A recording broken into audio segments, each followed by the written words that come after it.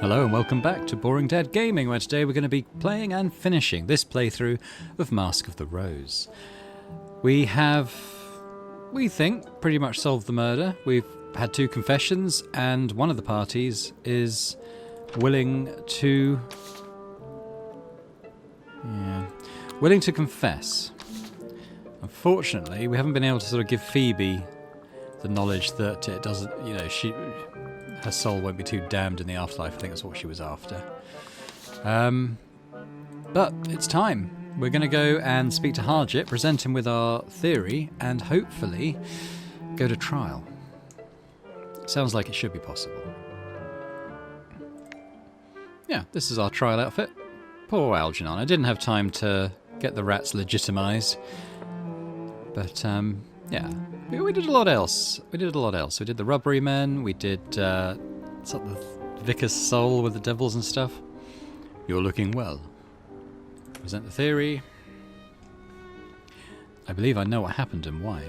And what you're bringing me, you're sure of it. Don't bring me a story that you want to change. Whatever you bring me, I must take to my superiors. Yep, gonna tell him the story. I'm sure. I lay out the whole story as I've reconstructed it, complete with means and motives. I see. Can we bring the denizens of hell into our courthouse? I doubt our jurisdiction, but the evidence should be heard. It may go harder with Phoebe than with Milton.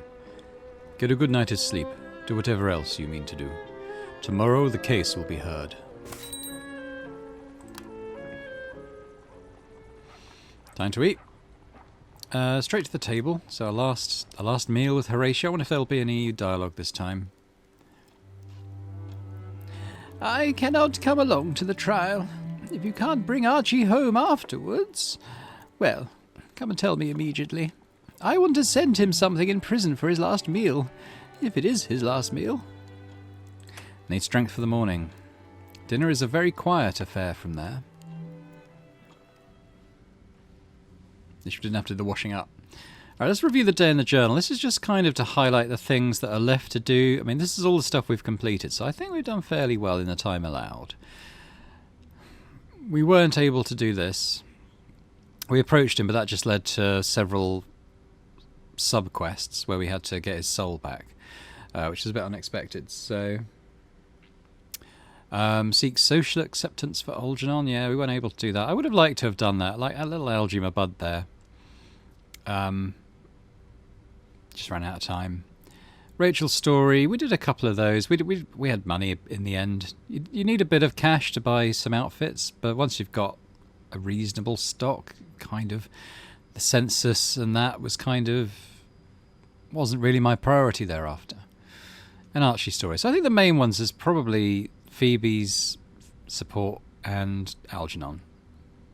Otherwise, I think we've done fairly well.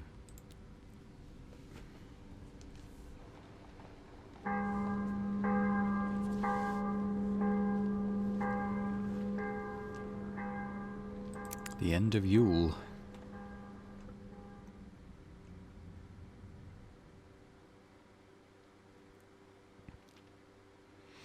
We're good. Good trial clothes. Quiet, quiet, order, sit down. I am unhappily aware that most of you have forgotten how to conduct yourselves in a courtroom, if in fact you ever knew. For those of you new to Her Majesty's justice, you find yourselves in the freshly prepared Old Bailey. Apparently we're to count ourselves fortunate that it is in good enough condition for us even to meet here. We're gathered here to try Mr. Archibald Reed, Miss Phoebe Riley, and Mr. Milton. Milton. On the charge of murdering Mr. David Landau. Glance at Phoebe. I glance around at Phoebe. Phoebe's eyes are mostly downcast, except once, when she looks up and sends Milton a look of incandescent hate. We also find ourselves able to welcome the murder victim along to us. He's unusually hale for one in his position. Mr. Landau, if you would. We will rely on him for evidence and to lend a certain moral tone to the proceedings. I've often found that a murder trial devolves into chaos and a carnival atmosphere. But I don't know why I've gone more West Country with him this time. but I'm certain that all was formerly lacking was the presence of the victim. Mr. Landau, if you could look a bit more martyred, that would be ideal. We must now turn matters over to our prosecuting barrister. A small correction, my lord. Though Mr. Reed is required to be present due to his original arrest, the prosecution has concluded that the fight lies elsewhere, and Mr. Reed was not, as we first thought, a co-conspirator. I see. Members of the jury, please consider that Mr. Archibald Reed is innocent in this matter. David looks as though it is a social embarrassment to be found alive after his murder. The barrister makes David recount the tale of his death. So far, it's much as I've heard before, laying out the question of opportunities and visits to the deceased's bedchamber. Half an ear. We know the details. David talks on for a time about his final day and at last is permitted to leave the stand. Miss Rachel Landau. My brother died in October, a few weeks after Yom Kippur. He had been suffering considerably from pain in the stomach and had been receiving treatment from Dr. Reed. All right, see what she's saying. When you say Dr. Reed, Miss Landau... I beg your pardon, Mr. Reed is not a physician, but he was in training. Very good, continue. On the day of his death, only 2 people went into David's room. One was Phoebe, to light candles so that he could see his books and distract himself a little. The other was Mr. Reed, who administered a drug to him and departed. No more than a few minutes after Mr. Reed left, Phoebe and I heard a crashing from David's room. We went inside and found he had undergone convulsions and fallen from the bed. Show support to Rachel. We befriended her in this playthrough. I nod to Rachel encouragingly. And these candles, were they bought at the market? Phoebe made them herself. What did she put into them, do you know? I hope there's a purpose to these household hints in the courtroom. The barrister hesitates. Encourage the barrister. I give the barrister the tiniest nod. Miss Landau, do you know what was in the candles? I didn't... This is going to be Rachel, right? Not the barrister. I didn't inquire. Beeswax hasn't been plentiful lately. Did you know, Miss Landau, that candles made with arsenic burn exceptionally well? No. No, I only recently learned this myself. Let's see whether Miss Riley was aware of it. Miss Riley, you've heard Miss Landau's account of your employer's death, is it correct? I suppose so, as far as it goes. So you went into Mr. Landau's bedroom on the day he died? Well, there wasn't any scandal in that. We keep a respectable... Oh, I don't know why she's gone West Country now. Hey, there wasn't any scandal in that. We keep a respectable house and it needs cleaning. Besides, we look after the Landaus whenever they're sick, brother and sister, till it gets so bad they need a doctor. But you lit candles of your own making. They contained arsenic in the recipe, did they not? Aye, they did. But there's nothing wrong with that. It makes them burn brighter. I do not stir in my seat. The others in the room share the same solemn excitement. I put it to you that you were angry with your employer, and that Milton encouraged your anger. Oh, he wasn't angry with him. I put it to you that you saw an opportunity to kill David Landau through an atmospheric method that would go unnoticed. I put it to you that you made the candles more poisonous over time. Oh, you didn't change the recipe of the candles, no. I made them the same way every time. Or burn them in excess? Did you fill David Landau's bedroom with extra candles? I bought him enough to read by, as he asked. Thank you, Miss Riley. I would also like to remind the jury of what we have already heard from the formerly deceased. A number of people were in the Landau's townhouse on the day of his death, including Milton, the personage of hellish origin. You may just say devil. Oh, you may just say devil. Oh, it seemed impolite. I believe it would be impolite to call him a demon, as those are creatures of a quite different genus. But I take my knowledge of devilish etiquette from the pages of Unexpurgated Gazette. It may be imperfect. At any rate, this devil appears to have been a regular visitor. I call to the stand Reverend Theophilus Withenwick. Mr. Withenwick, I understand you have some expertise in devils. Yes. Do you believe a devil might tempt someone to behave as they otherwise would not? No. No? The faults in our souls are our own. A devil can at most bring out what is already latent within. But might a devil encourage, say, a young woman to commit an act of violence?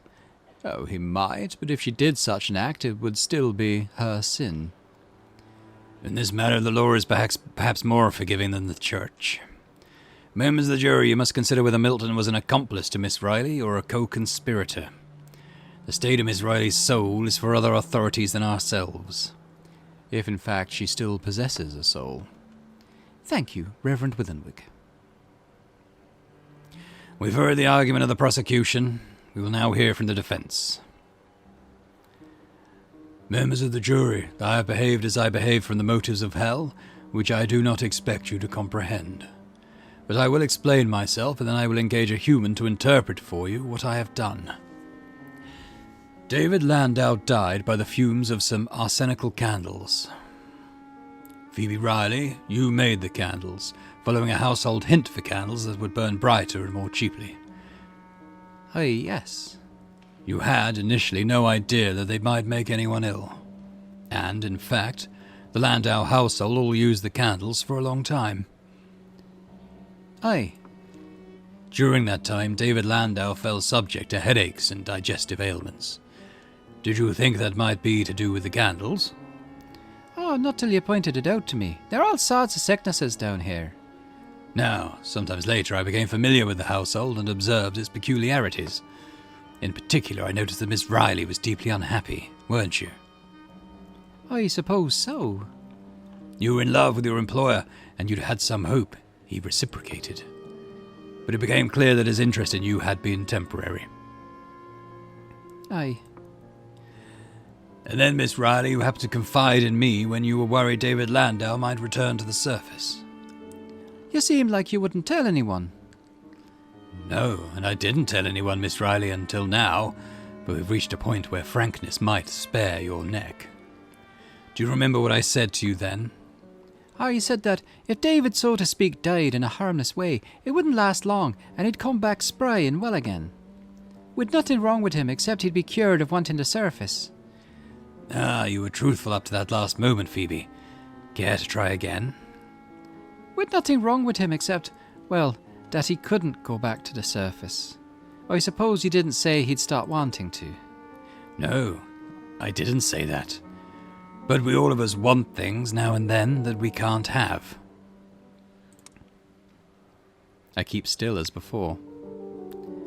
Phoebe, you thought you would be guaranteed Mr. Landau's presence, and I suspected that the experience of death might have a clarifying effect on Mr. Landau's indecisive ethical mechanisms.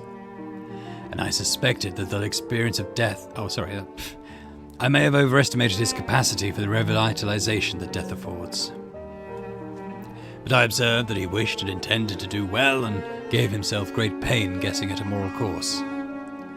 And yet the result was an obnoxious indecision that troubled himself and everyone around him. He desired and in some sense loved his housekeeper. He knew he had transgressed his own code in seducing her. If he only had to face social disapproval, including most powerfully that of his sister, he might have gone ahead. Check David's reaction. David has taken off his glasses and is polishing them, a frown between his brows. He's not looking at either Milton or Phoebe, but he is not denying anything either. But he also knew that he and Miss Riley are unequally matched, not only in class and religion, in education and position, but in the deeper resources of character. Oh, thank you kindly. David Landau entirely lacked the wellspring of hope that lives in Miss Riley. He knew that he might not be content with her as a wife. He told himself that meant she would not be happy with him as a husband. He was almost certainly wrong. Phoebe's affection and her capacity for contentment are greater than Mr. Landau can easily imagine. It would not have insulted her if he'd gone on consulting his sister rather than his wife in matters of business. It would not have dented her joy if, as a family, they had avoided any social gatherings where they might be snubbed. She might have had a flicker of doubt if he'd asked her to convert from her own faith to his. No, I wouldn't have cared. I'd have done that for him, even that. There's roots in the Bible, isn't there? God doesn't think ill of those who take up the faith of their family. Though I asked Rachel once, not saying why, but just inquiring if there was a like thing to baptism for becoming Jewish. She said they don't much look to have converts as a rule. I'd have done it though, if he'd asked me, but you've ruined that for certain now. He'll not love me that killed him. How could he? Watch without judgment. She did kill him, knowingly. I observe and do not commit myself to any particular view. That remains to be seen, but let us stick to the matter of the case. Phoebe decided to kill her employer, slightly and permanently and with the greatest affection. You didn't tell me how it would feel. No one could have told you that. In any case, members of the jury, you should also know that Phoebe did not have the means to kill, even with her candles. They were too weak, they burned too fast, they did not give enough poisonous fumes. That is where I provided some assistance. I know a sigil that, written in the wax of a candle, will prolong its burning and strengthen its fire. I so inscribed all the candles meant for David Landau's bedroom. All right, just stay respectful. He is confessing. I do not stir in my seat. The others in the room share the same solemn excitement. Were you surprised when David died, Phoebe? I was a bit. I didn't think it would work. I don't think I could have done it if I did think it would work, to tell the truth. Then I thought he'd come back right away, which he didn't. Thank you, Phoebe. For my part, I was alarmed that the family buried Mr. Landau so quickly. I was aware of the burial custom, but I also knew that dreams were coming to Londoners, warning them of the danger of premature burial. I therefore disinterred Mr. Landau and put him in a safe place to await his return. Oh, we did dig him up. Huh. I thought because we found the facsimile that meant he hadn't been disinterred, but it makes sense. I just wasn't quite on the ball there. Mr. Landau, if you would. Where did you return to life, Mr. Landau? I was on a bench in a mausoleum building adjoining the graveyard. Did you not wonder how you got there? I wondered about everything. That question was the very smallest of the mysteries. And if I'm meant to be grateful after you killed me in the first place... No, I still don't expect you to understand what I've done for you. Never mind, Mr. Landau. As for Mr. Landau's grave, I knew there was some chance his family would revisit it. Disinterring people had become faddish in London as the dreams against burial spread. So I placed in his grave a simulacrum grown in the swamps of the Lilymire, a false David to pacify anyone who looked for him. It will have decayed by now. Whatever your reasoning, you appear to confess to every matter in consideration. I've admitted being the cause of these events, but neither the mens rea nor the actus reus was present for the murder. I did not kill David Landau in permanent fashion, nor did I intend to. Assault, then! Refinement, education. For devils to die and be reborn is a sacred and consequential thing.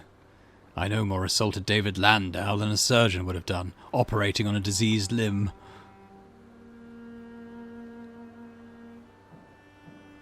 Snort disbelievingly. I think he wanted to harm David. I snort loudly.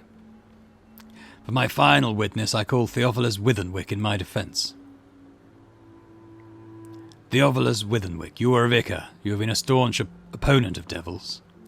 Yes. You object to the idea of devils abstracting souls, I believe. Very strongly. I put it to you, however, that you have seen several instances in which a devil's intervention has led to much greater self-knowledge. I'm not sure that's why you've done what you've done. There's no need to speculate about motives. I only ask about the effects. Would you say you know yourself better for having met the face of hell? We'll show support for Theophilus. I nod to him encouragingly. Yes. Perhaps even the devils reveal to people what sermons and psalms cannot. They might, but you won't get me to say your way is the best way, or the only way. Or that you'd any right to poison anyone. Or lead Phoebe Riley to a path she regrets. But your God did permit the devil to visit Job, and he had a purpose in doing so, as your own scripture says. I find that text vexing, sir. No doubt. Thank you, Mr. Withenwick. You may go. Phoebe Riley had reason to be vexed with me. I treated her as no housekeeper should be treated, and afterwards I expected her to resume her duties in an ordinary way.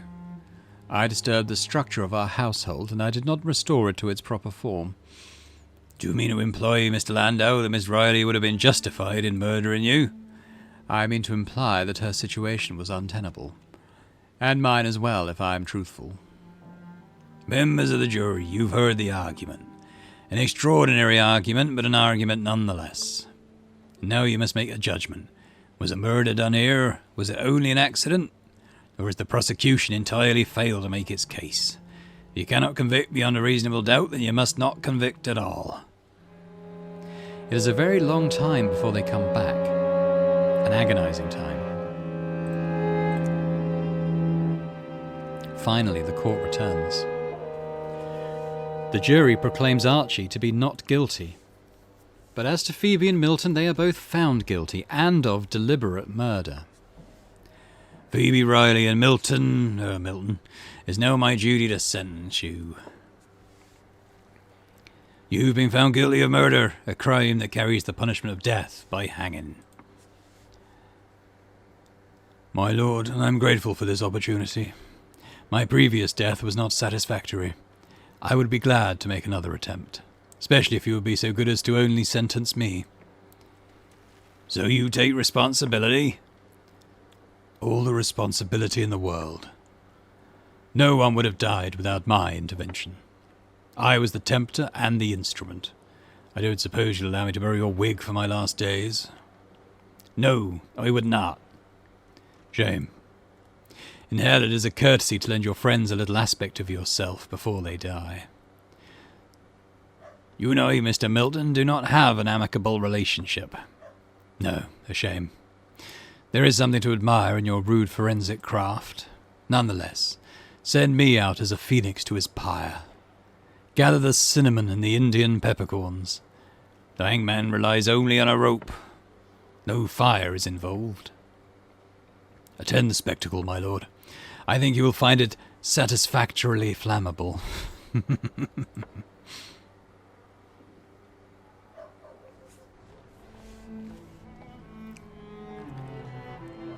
Oh, you cannot... I've gone Irish again. It's been a while since I've done the Scottish one. I cannot quite believe it. I'm free of the ungulate, not to be executed, not to have my good name turned into mud. I can't thank you enough, comrade. Bask in the praise. I am rather superb, aren't I? Okay, I could even return to the surface and look for my family again. Oh, he's gone West Country now.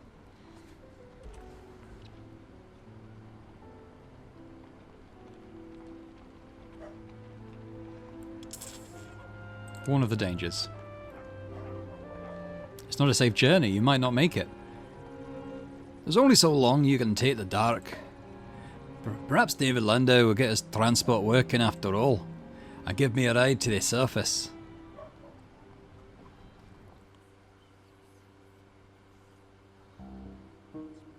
Before Milton's execution, we perform the rite to prepare his false body. It is set out in a room of the Devil's Townhouse, and we are permitted to visit it one by one to partake of the rite. The rites are very precise. I doubt you will do them correctly. I've dressed a corpse before. Recently. In fact, I cannot think why you have come. You were not invited, were you? Did you invite yourselves?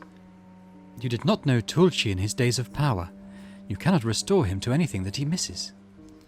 I like to think London taught him about subtle shades, about nuance.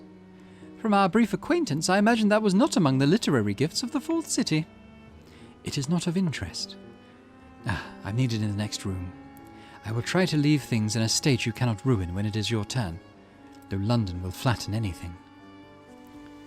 Strange woman. I liked her. Or at least, it was easier when she was here. Easier for Rachel and Phoebe not to look at one another, she means. Avoid talking about murders.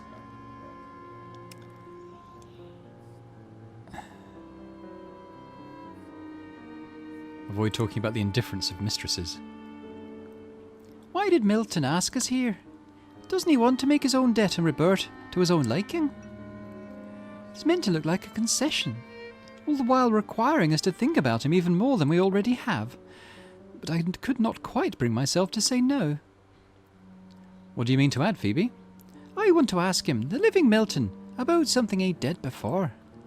And if he explains himself, then I'll know... Oh, yeah. And if he explains himself, then I'll know what to write. What he did? Aye, when everyone else was out. He embraced me once and let me call him by David's name and tell him I loved him. What a vile play. Was that before or after he told you how to poison my brother to death? Oh, let this play out. I think he felt sorry for me. When you say he embraced you, how far did that go? What? Are you jealous now? Angry he might have touched me more than he touched you? I'm curious myself. I'm trying to measure the extent of the betrayal. It goes all the way to the horizon in every direction, it seems. There is no horizon. We live in a cave. I'm being called. I hope the writing implement is sharp enough to gouge in what I need Milton to remember in his next sulphurous life. I need to ask him whether he was playing at affection for my sake, or if it was for his own. I can't change my own fate, but if it's possible to change his, then I'll write that he one day comes to rest like a stone in grass, that he finds an affection he can trust. I'm not supposed to come back this way after I've touched the false corpse, but I had to, well... I'm sorry for that display just now, and for everything else. I think I understand, and I can't endure understanding. Not yet. Maybe when I've written out my own anger and sorrow, maybe then I'll be ready for Phoebe's and Milton's and my brother's. It may be some years. Finally my own turn comes, in a room hot with the scent of spices. Milton is waiting for me. This is my judgment on him. Milton is hanged in the morning a few days later. The delay allows broadsheets to announce the spectacle of a devil being hanged. There's some skepticism here. What difference can it make whether the hanged is human or infernal? But the rope is woven of silver cords. Sigil-stamped talismans are knotting into it, in jade and lapis and carnelian. Warehouses were ransacked for the raw materials of his execution. They say he hangs for a long time, not dying though his neck is at the wrong angle. They say his body tears open in the end, and its contents scream into the sky. I promised him I would not go, and I cannot break the promise. Even if I wish to, it is not possible. Life is quieter after the trial, at least for a time. Christmas Day comes and goes. Pale flakes fall across London. They aren't exactly snow. Grizz's work at the ministry becomes more intense, more demanding. And soon we are coming up on the 1-year anniversary of the fall. 1 year since February. It doesn't feel right to call this month February again.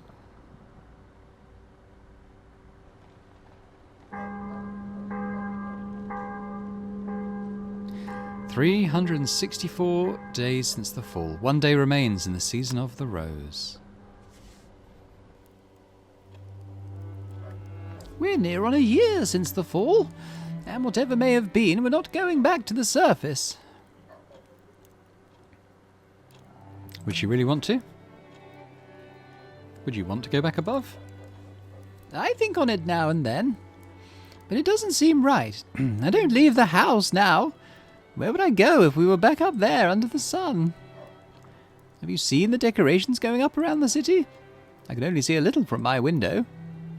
That's as close as she comes these days to speaking of the outside.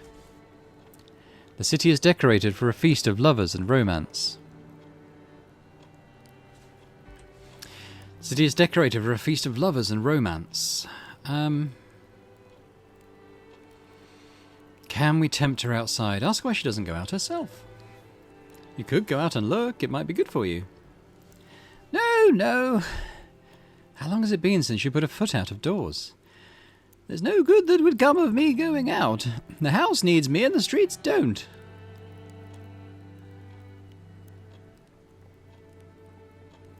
Encourage her to confide in me.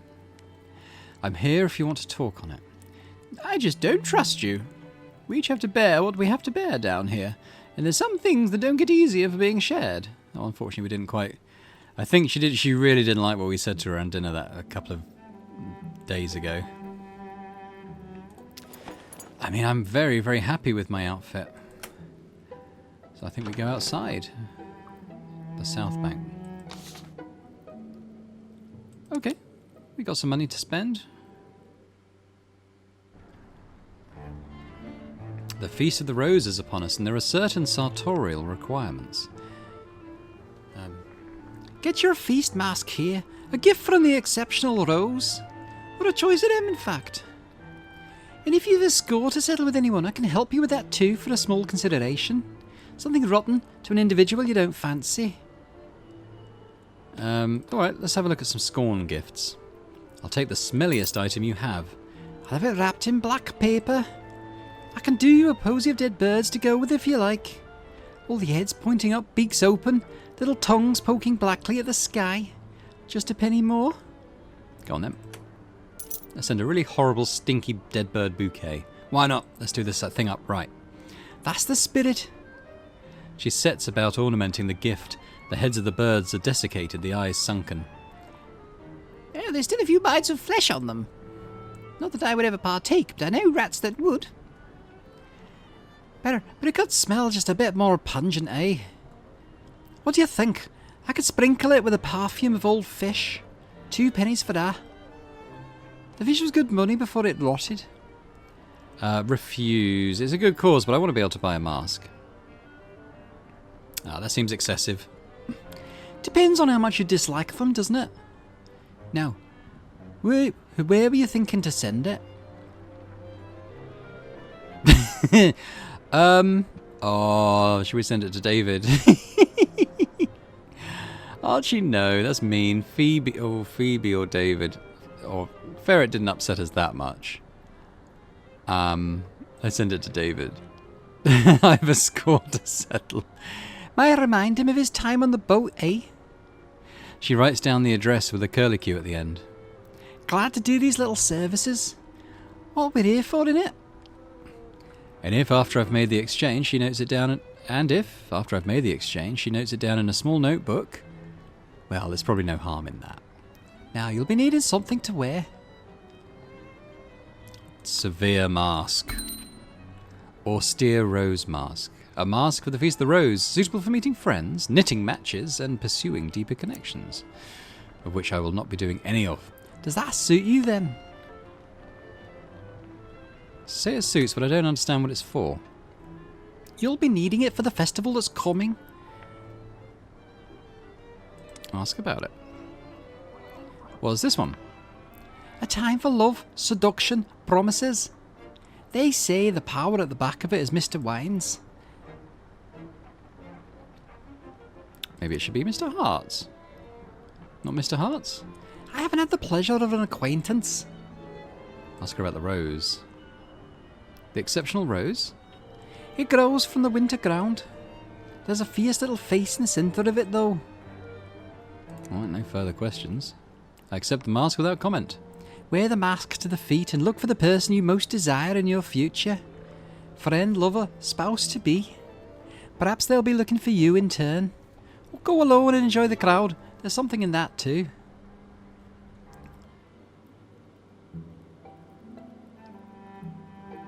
Alright.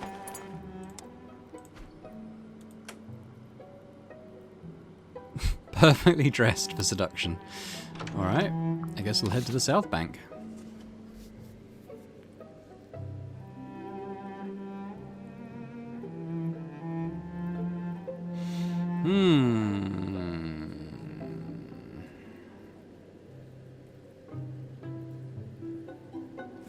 Let's go and look for Grizz in friendship.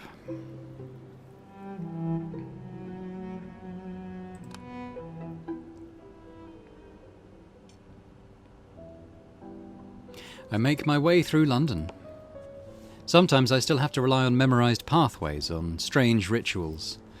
There is a barricade between Vale Garden and the Stolen River, unless one pays in coin or word. But many of the difficult old streets lie still now. I'm free of expectation.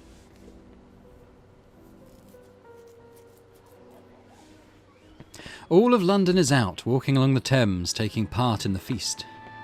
Vendors are selling candies and angry bats in cages. The festival goers are enjoying themselves, but now and then I'll hear one trying to guess what the feast is truly for. Can't trust the masters entirely, can you? Ah! Alright, I'll check on those guys. I didn't want to believe anything bad about you. Hey, but you're dead. I followed the course of the law. It is an agreement we all enter. I did not do anything wrong, and you knew it. I thought I knew. The law thought otherwise. I've set loyalty to one person above all other considerations before. And you know the end that came to. Ask about Lucien? You've not found Lucien yet? Wherever he's gone, he has forgotten me. I'm starting to wish I could do the same to him. Aye, friendship has a claim on me. Might be that I'll come back to seeing you for a friend. Aye, but the hurt's not faded yet.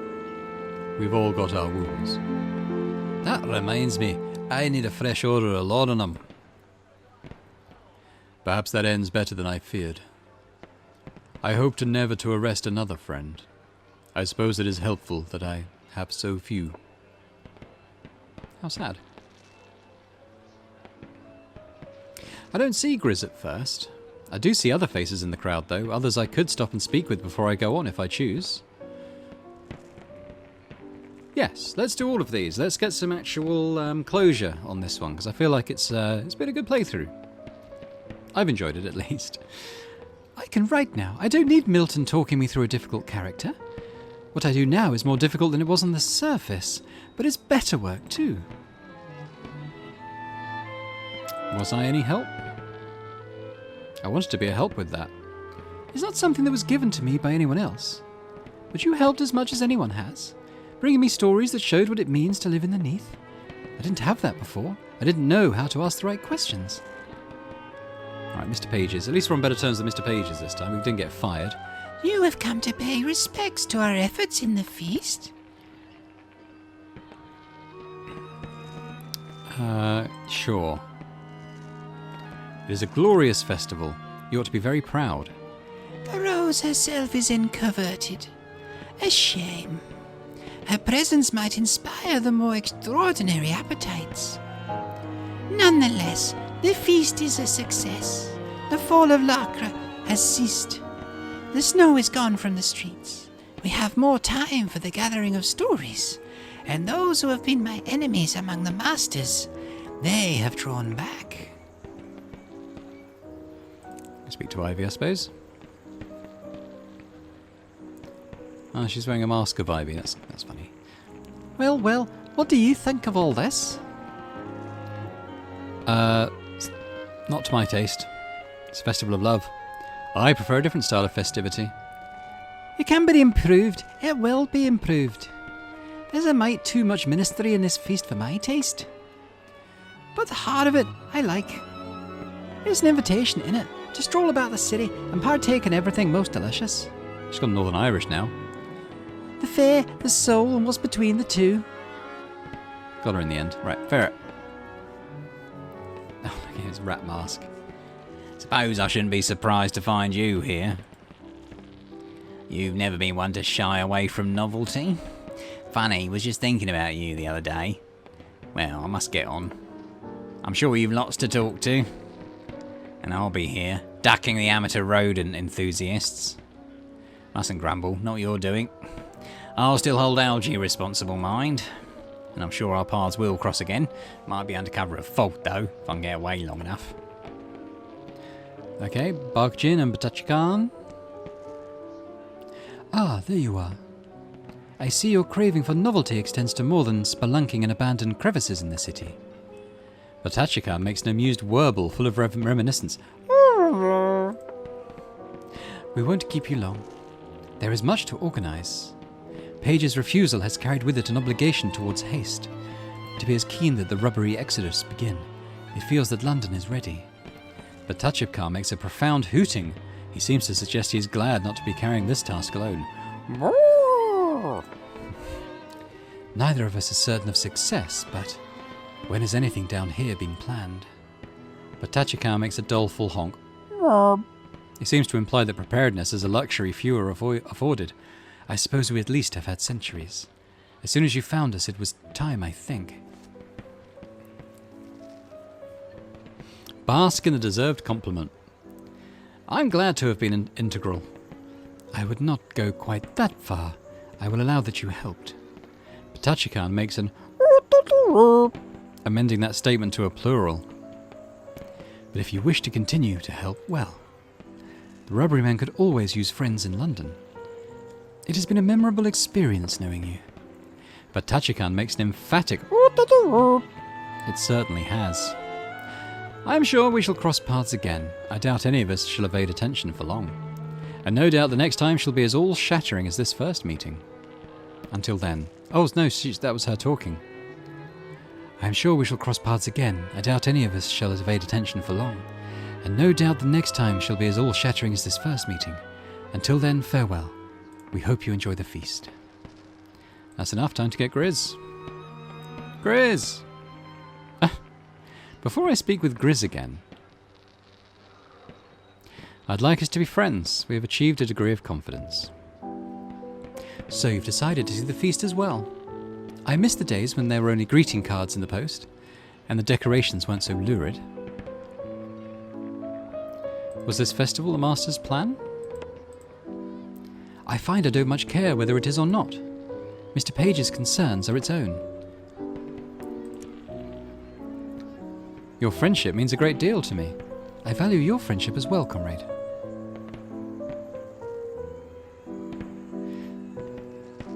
Suggest that we belong together as partners in Nethery. You and I belong together. I can assist you in your goals, and you can aid me in mine. Oh, have you chosen a life direction, then? One thing at a time. I wish it were that simple. On top of that, you meddled in my relationships. You don't trust me, or you haven't always trusted me if you do now. Blame Archie, throw him under the bus. Archie made me think you were up to something with Mr. Page's. Something nefarious. And so you believed him, of course. I didn't know what to believe at the time. I don't like turning against a friend. I would have hoped you'd know better. I do now. I wasn't sure before. You've always helped me with the ministry.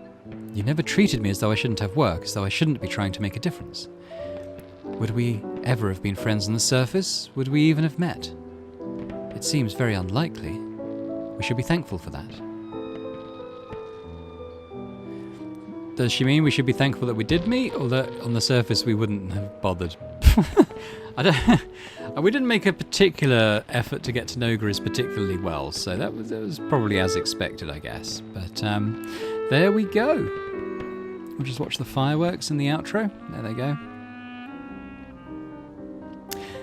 Here we go, a bit of a epilogue. Barkjin and Tachibkar became a recognisable fixture of London life.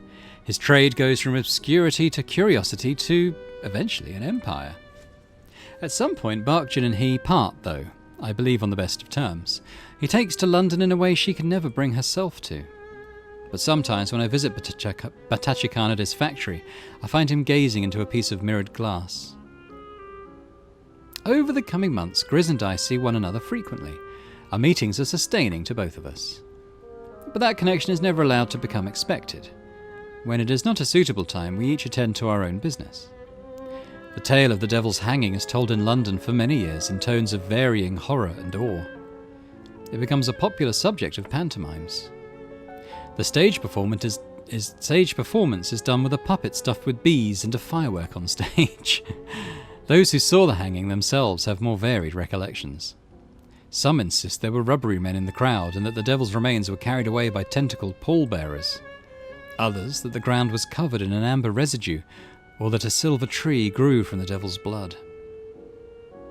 I do not see Milton again, but I hear rumours of a volcanic birth far out to sea. The seawater boiled from the depths, and the infant devil burned on the water. Stories I cannot interpret or substantiate. As for the rubbery men, they are seen more and more openly on London's street. They are not always well received, their language is not understood, and their etiquette is strange. But Batachi Khan is a swift student, and what he learns his fellows also learn in time. They learn to buy and sell, to dress respectfully, to trade in London's ways and negotiate with her masters. In a decade, their features have become more human and their eyes more knowing. Ascension on the chain. The sigil may be interpreted as encountering the same circumstance as an old regret and choosing otherwise. So, changing a decision that we made before, perhaps.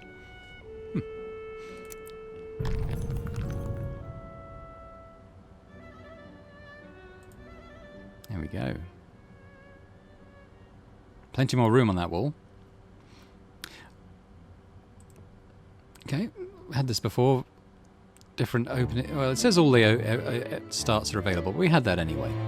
So there we have it. That is the second, and I would probably say my definitive playthrough of Mask of the Rose. I think the game 100% benefited from the update that doubled the available time that you had to both investigate the murder plus get to know people. You know, do all the little tasks and stuff that came along. Before. I mean, we had a little more time to play with before, if I remember correctly. I entered the trial a bit sooner than I thought. It's possible that we might have got there. But honestly, I think I was barking up the wrong tree with a lot of that. The first one. But just having more time to be able to even just go into people and say, you know, can I help you? That opened up a couple of things that just didn't before. Getting algae was fun, and yeah, just getting to the end of some of those story threads. We didn't quite get there with Phoebe, as we know. I think with an extra day, we probably would have done. So that would have been good. Probably wrap everything up. So I think that in terms of the game and future playthroughs, I think that's probably me done, because I think there is more stuff to discover, but I don't know whether it's enough stuff for me to really, want to go through all the stuff that I've done twice now. Particularly for you guys as well. I think probably watching it again, going through all that same stuff, would probably be a bit of a task. But I really enjoyed it. I mean, for the cost, I think it's like £12 or something I paid for it. I think that was a launch discount. I think it's up to more like 16 now. I mean, this is what, episode 12? No, maybe episode 13 even. So I think I've probably spent a good dozen hours probably on this playthrough. And, you know, if you were someone who wanted to play it a couple of times, I could see the value in that. Yeah, definitely. So, yeah, it's a recommend for me, because it was a lot of fun. The writing was fun. Once I was kind of getting a bit more to grips with the story crafter, that was good. I think in the first playthrough, I kind of misunderstood how that worked. It is quite different to how you'd expect it to work in other sort of detective-style games, like Sherlock Holmes type stuff or whatever. So you have to kind of understand it on its own merits, I think, and kind of get what it wants you to do. But I did like the fact that in the trial, even though we didn't get 100% correct on the story crafting, because for instance, we could have put down that he dug David up. I didn't think, because we found something in the grave. I thought that didn't happen. I thought there was some weird thing going on with, I don't know what I thought. But anyway, but even with those couple of mistakes, our other work and the investigation paid off, and Milton confessed and explained everything, and I was very pleased with that, or very satisfied, I should say, with that conclusion, and hopefully you were as well. So I'll just say thanks very much for watching this series, both playthrough 1 and playthrough 2, if you made it this far. I'd love if you could leave me a comment and let me know what you thought about this playthrough as a whole, how it kind of measured up against your own personal theories of how the murder took place and who was responsible. I noticed on a previous video I had a comment from a regular commenter that he was saying it was he thought it could be Rachel because she wanted to prevent David going back to the surface, and the motive was right. It was just the person within that same household was slightly incorrect. But yeah, let me know what you thought, and also if you're watching this and you haven't already subscribed to the channel, it'd be amazing if you could do so. Lots of stuff to play through. I've got some Steam Next Fest demos I'll be doing at the moment. I've got about 7 or 8 games to feature on the channel. Maybe one episode on each, maybe more if it's a long demo. We shall see. So hopefully I'll see you elsewhere on the channel for other playthroughs. Thanks very much for watching. Bye for now.